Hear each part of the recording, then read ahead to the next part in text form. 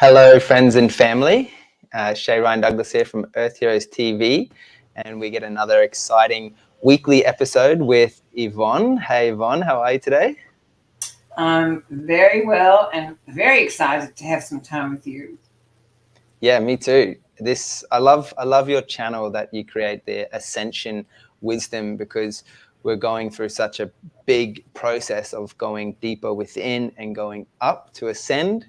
And that takes looking at all of those deeper, grittier, confrontational and challenging problems that I feel are serving as a message and a potential opportunity as a solution. So today we're going to talk about what it is that keeps us stuck in the old paradigm or in the matrix that doesn't ultimately serve us to ascend. So we're looking at how to live in prosperity. We're going to really unpack with Yvonne what that takes, and based on her experience in doing this work for a number of years and hosting workshops and meeting with people regularly, what it is that ultimately keeps us in this state of fear and scarcity. And so it's a really exciting conversation, Yvonne. I want to thank you for joining me and, so willingly just sharing your life experience and the wisdom that comes through. And I know from all your past videos, and I recommend anyone who hasn't seen the past episodes, go back through and have a look. It's on Earth Heroes TV, but it's also on Yvonne's YouTube and Facebook. There's some great insight into little tools, little bits of wisdom, and plenty of gold nuggets that we can take on board and explore and put into place practically so we can embody it in our everyday life. Because our intention with these videos is not just to offer you more information. We recognize there's so much information out there in the world, but we want to offer you some simple solutions and another perspective on how we can shift our perspective out of lack and into love, into prosperity, into an ascended perspective and perception of reality that invites us into level up a little bit. And in order to level up, we must look at what it is that's preventing us from leveling up. And that's what this conversation is all about. So really excited to chat with you about this, Yvonne. And I mean, let's just jump straight into it, because we had a pre-conversation and I just feel like there's so much quality in what you have to serve humanity. And maybe you just want to share on the workshop that you mentioned that you've done over the last few years and what came up in that workshop. Sure, let's do that. So I think in the early days of my awakening, I think I've mentioned this many times, things used to just arrive, on my doorstep. And one of the things that arrived on my doorstep, I think in 1989 or something, was a game called the Transformation Game, which was actually created by Eileen Caddy and Findhorn, for those of you old enough to remember where that is. And at the time, they were not available commercially at all. They were just, you're very lucky to get them. And somehow it landed in my lap because somebody had just come back and been trained and had brought a spare game with them and offered it to me. So there we were. Now I've been using that, and it's a workshop. I've turned it into a full day workshop for 4 people, and I facilitate. And it's just become another tool that allows people to see how they operate. That's what I love about it, because we are fairly robotic. Or maybe I should say very robotic. We're very conditioned right from the get-go of how to be human, because that's not natural for us. Otherwise, we wouldn't struggle with it so much. So we're taught how to be human by our families, by our culture that we were born into, by the countries, the society, and then, of course, we go to school. And that is when we're properly conditioned to fit into a society as sameness. We all seem to have to be the same, and a comparison and competition and all that goes on. And it fascinates me that when people first start at school, and I'll tell you a little bit about this game, is that we are then we're molded into how to behave to fit in. And that behavior, until we get to a crisis and decide to change it, can last for the rest of our life. And what with this wonderful game is that you can, the way that I use it at least now as a tool to show people how they actually operate in their life. So every tiny little thing they do during the day, I go, oh, so that's what you usually do? And it really brings it to people's awareness. So what's happened this year is that the first question that I ask of the participants is, what in you is still keeping you in this matrix? And then I ask them to, to make a list. And every one of them, now I've run 4 of them this year already, and every one of them has the same thing on it. There's many things, but one of them is fear of lack. And I thought, oh my goodness, that is probably one of the biggest and strongest hold that the elite still have. This fear of not having enough to look after your family, not having enough to put food on the table, not having enough to, or not doing enough to keep your job. And what I really love about these last 2 years is that all of those things that we used to put so much emphasis on as being the most important thing for us to survive have been taken away from us. And yet here we are. And there is this incredible groundswell around the world today of people going, you know what? I am still here. Yes, my job seems to be gone. Some of my friends have walked away. Some of my family aren't here. But look at what I've gained. I've gained so many other people.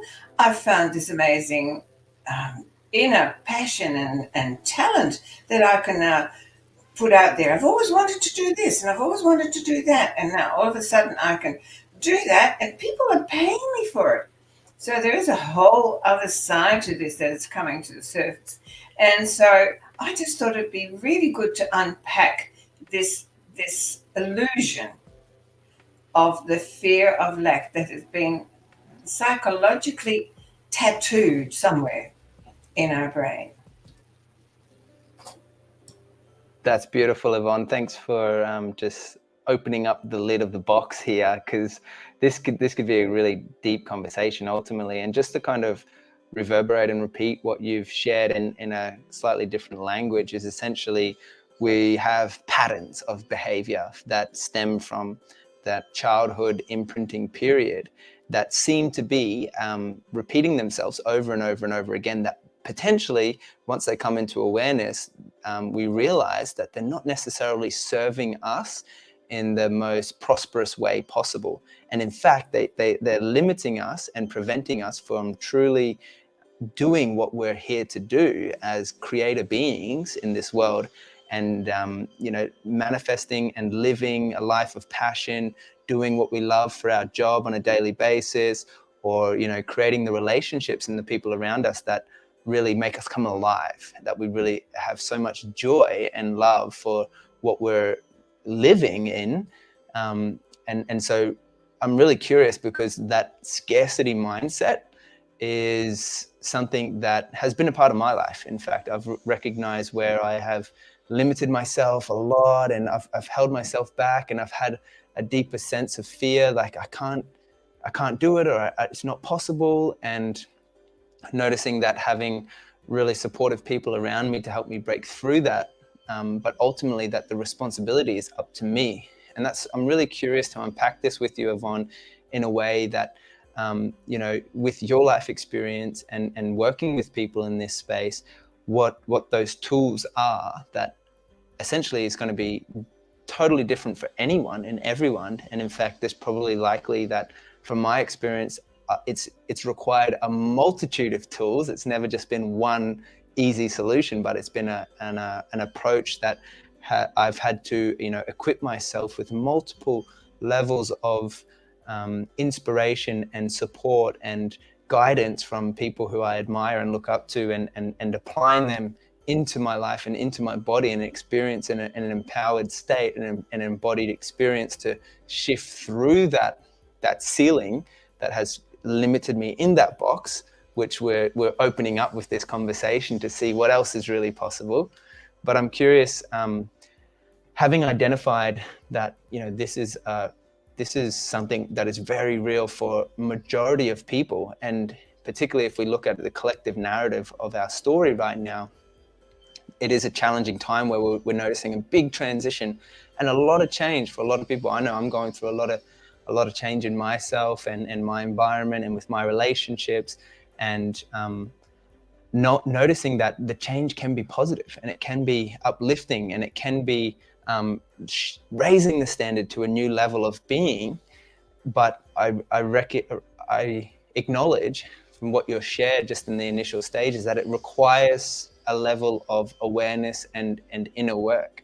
And so I'm curious to hear from you, Yvonne, a little bit more to unpack this further, how that has unraveled itself in the work that you've done with these people. Well, I think I'd have to be really, honest and say, well, it all stems from the work that I've had to do in me, because, hey, I put myself through the ringer with fear of lack. Fear of lack has been my Achilles heel for years. My father had a wonderful saying, money doesn't grow on trees. And when I think about it now, I go, well, that's a shame, because if it did, we wouldn't ever fear lack, because trees know how to keep replenishing their leaves, There's such crazy phrases, aren't they, that we just chuck out. And then I married someone whose every second phrase was, we can't afford it. So, I was very well skilled in lack, and there not being enough and having to work for everything. And that's exhausting. It really is exhausting. But you talked about lack, and when we talk about lack, people instantly think about money. And I think the money part is really the end product. It's the fear of lack within ourselves. You were just talking about the feeling that you were inadequate, that you couldn't do what you wanted to do. Well, that's lack. That is being told that you're not enough, that there isn't enough in you. And, we're the only living creatures that have these stories going on within us. And so I had those stories, and I struggled. I have done my struggling. I've done the hard yards, 3 children to bring up, and I'm pretty stubborn, and I won't give up on anything. And so I forced my way through. But nowadays, I recognize that all of that is so unnecessary when we truly know who we are, when we have a deep understanding of the inner power that's available to us. And so all the work that I'm now really focused on is to bring people back to the bare truth of who are you.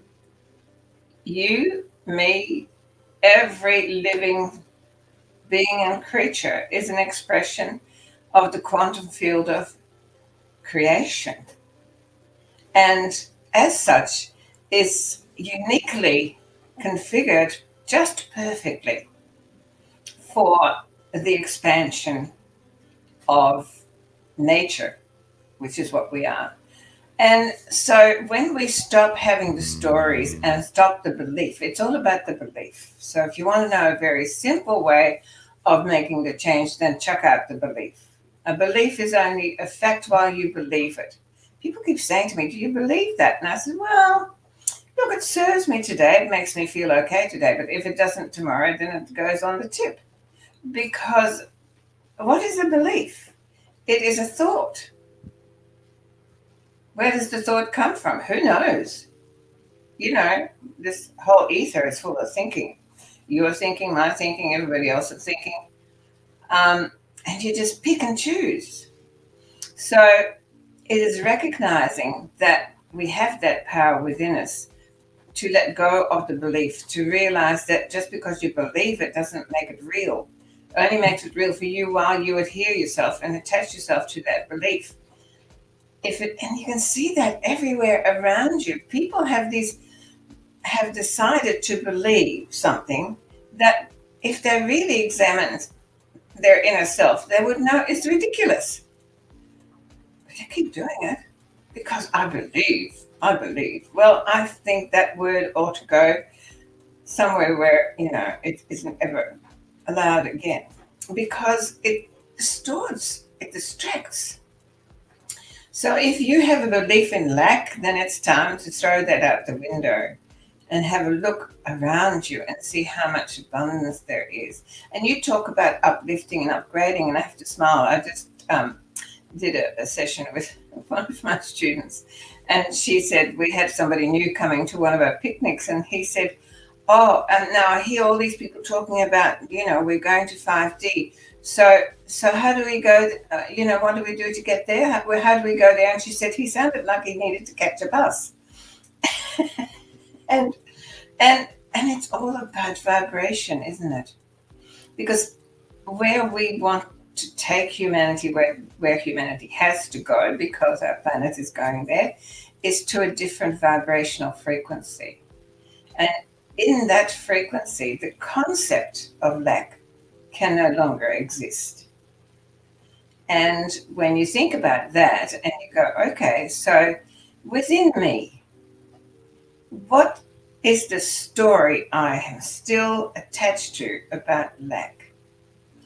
And then I have something, then you're going to like this bit because I can see you go off on a bit of a roll with that. My question is, what's the payoff for you to stay attached to lack? Because something inside of us always thinks that whatever we're doing is for our benefit. So, what's the payoff that is an illusion within you that is keeping you stuck there? That's something to talk about. Yes, that is a great question. And that's what I love about these conversations is they spark up some really wonderful questions for, myself, for ourselves to self-reflect and self-inquire on. And I just wanted to invite anyone who's watching this and thank you for tuning in to this live broadcast. And if you have any questions yourself around what you think would serve, yourself, that you would love to ask Yvonne or myself, or something that you think would be a relevant question to ask humanity right now at this point, if we all had the chance to have that moment in time to self-reflect, just write it in the comment section and we can discuss it and unpack it as well with you guys, because we want you to be a part of this conversation as well. But something that I really loved what you shared, Yvonne, in that last moment of exploring lack is really relating it to nature and noticing what you shared was recognizing that we are nature as a simple starting point, and that everything we need is in nature. So everything we need for our own lives is within us, as we are part of nature. And I've really just loved being a part and back in Far North Queensland, which feels so abundant. And I've had the privilege of spending some time on a healing sanctuary, which is thriving with fruit and vegetables and herbs and medicines. We've had an abundance of rain and lots of energy coming through, and just recognizing and appreciating the value in seeing the truth of our nature, which is abundance, and really highlight that point that you shared, Yvonne, around lack being an illusion in our own perception of how we see the world based on, the conditions of our upbringing or our learnings. And it requires a certain level of unlearning to create the space to realize and relearn what is our fundamental truth of being a human being, which is the opposite of lack and absolute prosperity and abundance. And just really feeling into that space of observing how nature functions. This is why I love the work of Sovereign and Syntropy, and working in the natural systems, which is a living system, which ultimately, as we are humans living and evolving and changing, that it too is evolving and living and changing and operating in those seasons, cycles, and systems. and to recognize that belief system or that belief cycle. If it's not serving, then why not change it? Mm. Yeah, and why not change it? And that is what this is all about, because where we're going is an alignment with nature, is an alignment with the planet, with the stars. We're all part of that. But my question about what is the payoff, right? Well, I'm going to give you the answer. The payoff is, and this is something I really want people to think about, because it's really helped me. Everything that we do, we are under the illusion that it is keeping us safe. That is an underlying need to be safe. I keep my children safe. I keep me safe. I keep my house so that I'm safe. And so we will do whatever we can to stay safe. And therefore, we don't risk. Right? We don't risk. Look, I'm not going to risk stepping out there and doing what I love, because what if I fail? Right? So it's fear of failure, which is the same thing as fear of success.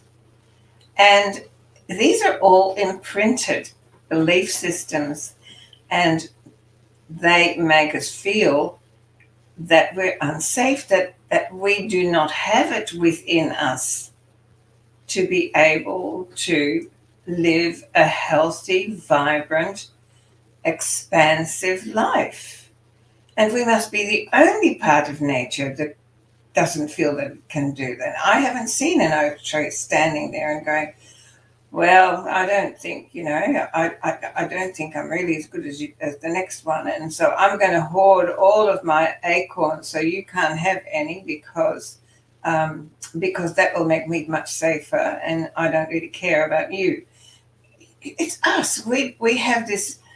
We have been told that we don't have that. That we don't have that innate ability and that wonderful gift of creation within us that has come here in human form to be expressed in all its glory, to serve ourselves and to serve humanity.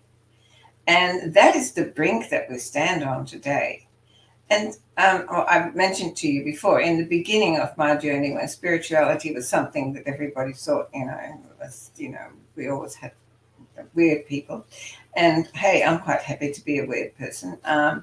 But what was going on was, what I noticed, that all those who were stepping into following their soul path were struggling constantly in lack. They couldn't make ends meet.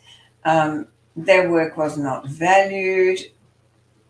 And mostly they felt that their work, because it was coming from God or from Source, whatever you want to call where it's coming from, it ought to be given away free. Mind you, I always felt that my grocer didn't really want my services, so I needed to give him some money. And so there was a really twisted and confused state of mind going on.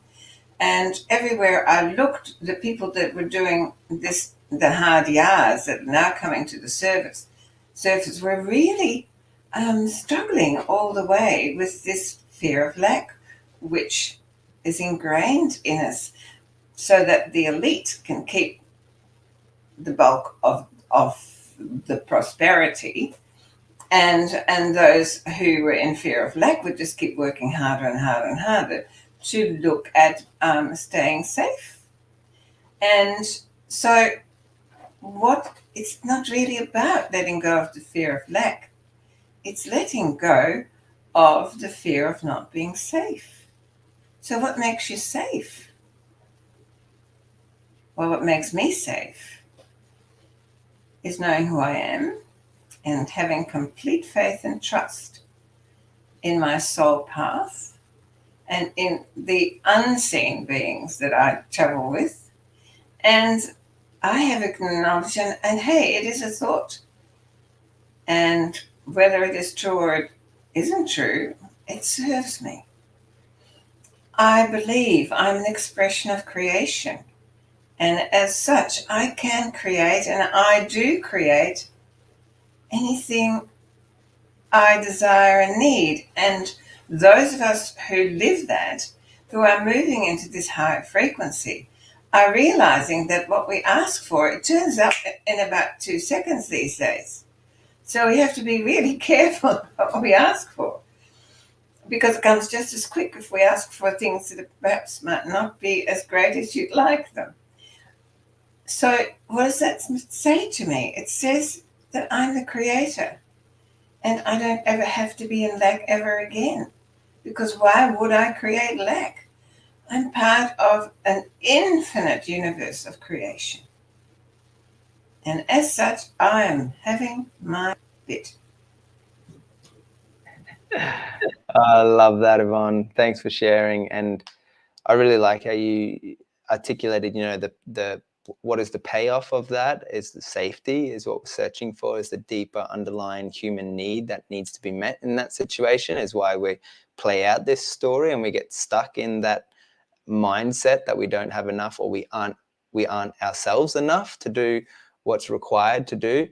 And that ultimately the benefit of shifting that story is, requires a level of trust and faith and belief that all things are created for me, not happening to me. It's a total shift in reality to recognize the power that we have in our embodied experience as human beings to step into creating our destiny and creating our life and creating what it is that we feel is going to benefit us. And a really key point that I love what you shared was having faith and recognizing that faith is a key part in the journey of understanding. And I'm curious as to how you would articulate and unpack that on a deeper level.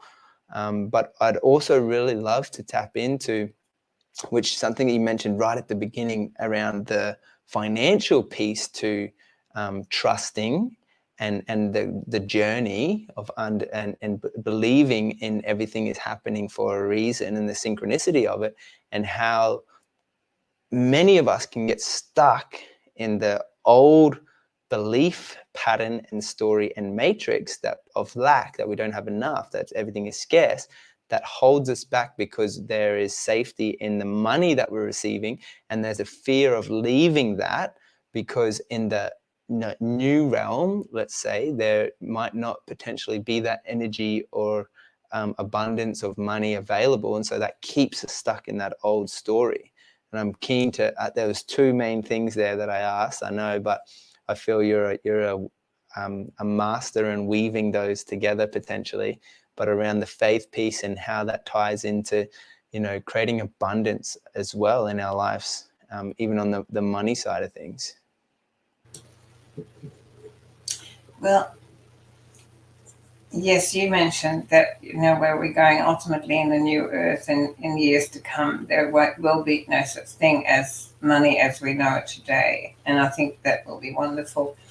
I think some time ago I shared with Sob that I was given a vision of what it's going to ultimately look like. And it is just going to be an exchange of services freely given, not for the exchange of profit or money, but for the very gratitude of being able to express our creative self-expression in service. And that probably is, a concept just one step too far for most people at the moment. But I think it's absolutely wonderful. I have a gardener and he looks after my garden, and he comes to me for mentoring. I have a beautiful girl who comes and helps clean my house once a fortnight, and she comes to me for mentoring. And I love her and she loves me, and we just exchange services. I mean, that is what we do. And neither of us are in lack. And that is, and you say that sounds like a bartering system, but it's much bigger than that. It is because a bartering system, again, comes to looking at an equal exchange. And it's not about an equal exchange, it's about a vibrational exchange. And it is knowing that each one of us has something so special within us.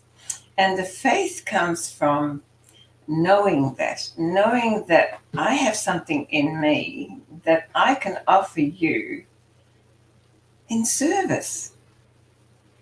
And you have something in you that you can offer me in service. And I have faith that there are always going to be someone who would benefit from my creation from within me in service. And I know that there are many, many people looking to avail themselves of your creative talents. And that is what I love so much about what's happening at the moment, because people have realized that they can make things, they can create stuff. You're talking about a place where they're growing beautiful fruits and vegetables, and that is happening everywhere. We have more community gardens springing up than weeds. It's just so wonderful to see. And they are community gardens. We are in the process of creating a community hub where people can come and get educated, informed, learn things from each other, where they can gather and share.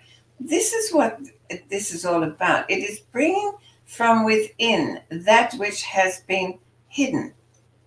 And when children are born, they come with this gift. And if you watch younglings, children have this propensity towards certain things that they automatically want to play with, they automatically are drawn to. But what happens when they go to school? No, don't do that.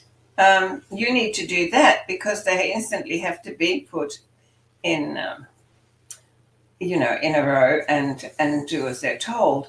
And so slowly but surely that inner gift, that natural gift of talent, gets squashed and forgotten. And, people are about 90 years old and they go, gosh, I remember when I was a child, I think I remember wanting to write, but I can't hold a pen anymore, right? It's like, that's criminal. We need to let children free to explore, not out there, in here. What is hidden in you that has been so much wanting to come out, but you've got this fear of lack, that you're not good enough, that you're not good, not as good as another person who's doing it. It is so sad to see people who won't sing because when they were younger, somebody told them, go get a day job. And yet when they get older, they have the most beautiful voices. We are so cruel to ourselves and we're so cruel to each other. And so when we talk about faith, it is the faith that there are no mistakes. We are created by a force of nature that you can call whatever you want. And as an expression of that, how dare we put it down the way we do? And how dare we allow other people to take control over that? And how dare other people put it down? That is where faith comes in. I'm an expression of God's source, of Christ consciousness, of Allah, of Fred Nerd, of whatever we have to put labels on stuff. But I'm an expression of that. You're an expression of that. And you are unique and magnificent. And within you lies a kernel of creation that is wanting to be expressed. So let it go. When we take children and we give them the freedom to find that kernel within themselves, and their only job is to support them in skilling up on it and building it into a crescendo, which is going to not just add to themselves, but to everyone around them, and is the ultimate expansion of nature.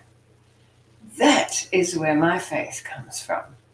And that is what I have this intention about, to teach people to find that within themselves and to listen to that and to stop trying to be approved of by people who really don't know. Yes, Yvonne, that's huge. That's such a powerful reminder and remembering for each of us to recognize what is available instantaneously, spontaneously, all the time, that is within us. And there's two areas that I feel you mentioned around that can really hold us back from achieving that and recognizing that within ourselves. And that's the comparison with others, and that we're, trying to measure up and compete against others, when instead of collaborate and be inspired and inspire others as well. And noticing that that role or that pattern of comparison and competition can prevent us from our true authentic nature and expansive potential of being, just by shifting our awareness on what that story is within us. I love how you really articulated the expansiveness of nature, and that is within us. So I really appreciate your sharings on that, Yvonne. We had a few comments come in from people watching live at the moment, and had to do with the level of exploring purity in, as a young child, we're born pure and innocent, and then we become educated or deducated or indoctrinated into a system that we're now recognizing isn't supporting us. And you had mentioned the level of Christ consciousness, or the level of, let's say, inspired spirit that is driving our inspiration, and recognizing that that is all playing a role for us to live a life of prosperity and abundance. What does it look like? My question is, like, what does it look like, and what else do we have to gain by embarking on this journey? And it seems that, from my experience, it's never just a one and done situation. It's a consistent, ongoing requirement to continue the journey and doing the work, and noticing and being real with myself when I am holding myself back, and taking it to another level. So I'm just curious, like, because what I've noticed is that once it comes into awareness, then there's no going back, right? It's like the journey of the rabbit hole just gets deeper and deeper, and it's more deeper inner work in here that is required to bring it back within, to realize how my patterns have been unraveling to lead me to this point. And there's a certain level of self-responsibility that's required to continue the journey of walking the path towards this new earth experience. So curious, Yvonne, from your perspective, to wrap up the conversation, what does that take? Well, it takes getting your thoughts to critical mass. We talk a lot about critical mass. When I first started this journey, it was all about we had to get humanity to critical mass. Well, I think we're just about there. And then you've heard the 100 monkey story, all of that, which is related in many different ways. And all that means is really it's to do with neuroplasticity. It is to do with, going back and creating a new neural pathway, and getting that neural pathway to the moment where where the clicking goes on, when there is this the connectors finally click in. And what happens there is then that the old neural pathway then withers and dies, and you have a new neural pathway set, and it will then serve you. But if you still have the opportunity to go back down that old neural pathway and destroy everything. So it takes vigilance. So the first step really is to make a decision and to make the choice that you do not want to live in lack of any kind ever again. And once you've done that, then you need to start to become an observer of your own behavior and notice when you fall into that old trap, not with criticism, which is what we tend to do because that is really damaging and harmful, but like, a kind auntie and going, oh, look, there you go. you just did it again. No, we're not doing that anymore. Thank you, but no thank you. Thank you, but no thank you is a wonderful thing. And then you just become more, and you replace those old stories by new stories of faith and trust, and go, I trust I am a creative expression of source, and as such I can be and do anything that I choose. That is my power. And the more that you repeat that, then until again we get to critical mass and you have that aha moment. And you said, when you get to this awareness, there is no going back. Well, once you get to that critical mass where where they are in situ, there is no going back. And then you go, how could I ever have thought of lack? Look at me, I'm so abundant. And you just don't understand how you allowed that story for so many years. And you only allowed it because of lack of awareness. We get so busy in our life that we don't spend time being vigilant, really examining the words and the stories in our heads. And it is, again, that journey, one of the hero's journey from head to heart and for me to soul. And once you get to that point, that lovely aha moment. How many times have you heard something 1,000 times, and every time you go, yeah, I've heard that before, and then all of a sudden you hear it one more time, and you go, I got it. That's when these wonderful neural pathways, the connectors, are clicking. And you know that you've got a new neural pathway and that one's set, and you're right. Now you get on with the next one.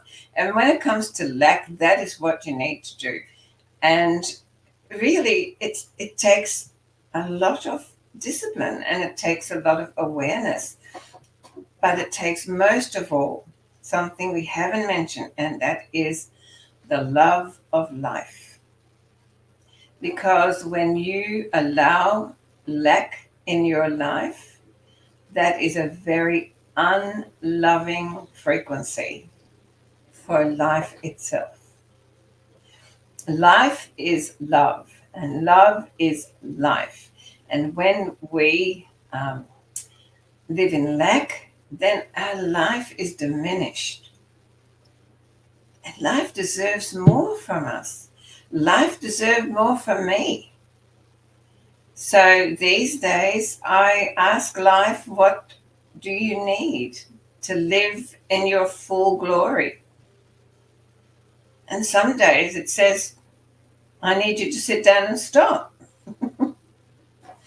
And other days it says, you need to talk to Shay. And I just do that.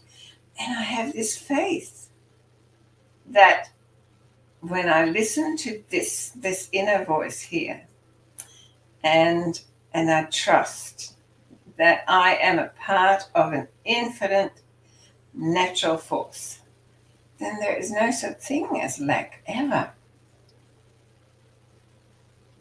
So the work is make the choice and be prepared to put some time aside every day and make that choice to give life with love, not with fear. And just watch as the doors open to infinity. It's amazing. Miracles. I love miracles. And they are everywhere. That's so true, and it's so powerful. I hope you guys who are listening to this now are enjoying this as much as I am. Such a wonderful reminder to realize that miracles are possible and they are real and they can happen. And that could be a great conversation for next week to explore with Yvonne, potentially. And so I hope you guys have enjoyed this. I want to thank you, Yvonne, for sharing it so openly and willingly.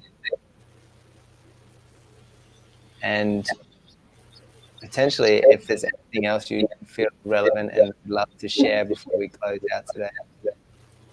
I just want to say thank you again for the opportunity. I love our conversations. And I really, really, I don't like using the word hope, but I do hope that this will be shared, where people will finally be able to have the courage and the faith to let go of something that has been used against us for thousands of years. And it's time to say thank you, but no thank you. We are the creators of our reality, and we're getting on with creating a beautiful new earth and new earth communities. So thank you, Shay. It was lovely again, as usual. Yay. Thanks, Yvonne. Love you so much. And thanks, everyone, tuning in. Look forward to seeing you next week. Bye bye.